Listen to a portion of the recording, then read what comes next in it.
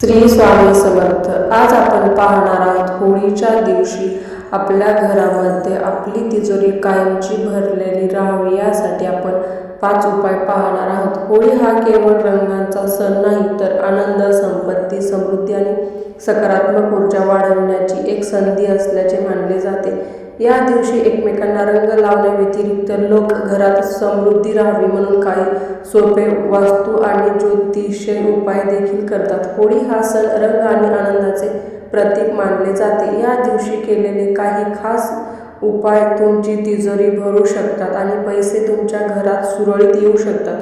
घराच्या मुख्य प्रवेशावर केशर किंवा हळदीने स्वस्तिक बनवा. स्वस्तिक हे सुख, समृद्धी आणि शुभतेचे प्रतीक मानले जाते. होळीच्या दिवशी जर तुम्ही तुमच्या घरातील मुख्य दरवाजा पूर्णपणे स्वच्छ केला आणि त्या जागेवर हळदीने स्वस्तिक काढले तर त्याचा थेट परिणाम तुमच्या आर्थिक स्थितीवर होतो. घराच्या मुख्य प्रवेशासोबत तिजोरीवर आणि पूजास्थळावर केशर किंवा हळदीने स्वस्तिक चिन्ह बनवा. असे केल्याने घरातील सकारात्मक ऊर्जा पसरते. शिवाय तुमच्या व्यवसायात आणि नोकरीत प्रगतीची संधी निर्माण होते. गुलाल आणि कुंकाने लक्ष्मीची पूजा करा. होळीच्या दिवशी देवी लक्ष्मी आणि भगवान विष्णूची पूजा करण्याचे विशेष महत्त्व आहे. या दिवशी स्नान केल्यानंतर सर्वप्रथम देवी लक्ष्मीला गुलाल आणि कुंकू अर्पण करा. तसेच शुद्ध तुपाचा दिवा लावा आणि ओम श्री महालक्ष्मी नमः या मंत्राचा जप करा.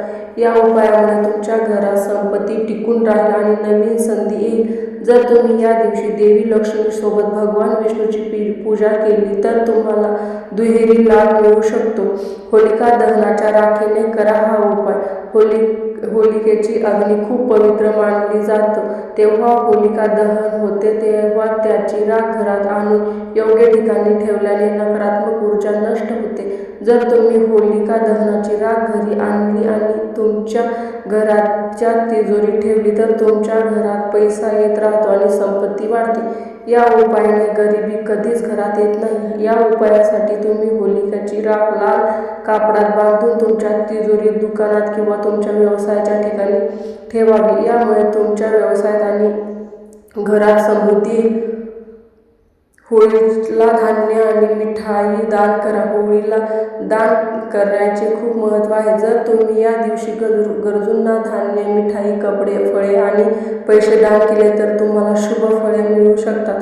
जर तुमच्या घराची आर्थिक परिस्थिती चांगली नसेल तर तुम्ही विशेषतः होळीच्या दिवशी गहू, हरभरा, गूळ आणि नारळ दान करावे. या उपायाने तुम्हाला आर्थिक फायदे होतील. या उपायामुळे केवळ पितृदोष नाहीसा होत नाही तर तुमच्या कुटुंबातील आनंद, शांती आणि समृद्धी देखील टिकून राहते. असे आहे होळीच्या दिवशी आपण आपल्या घरामध्ये सुख शांतीसाठी हे उपाय नक्की करून पहा. नक्की याचा लाभ होईल. असेच नवनवीन व्हिडिओ पाहण्यासाठी व्हिडिओला लाईक, शेअर आणि चॅनलला नक्की सबस्क्राईब करा. धन्यवाद.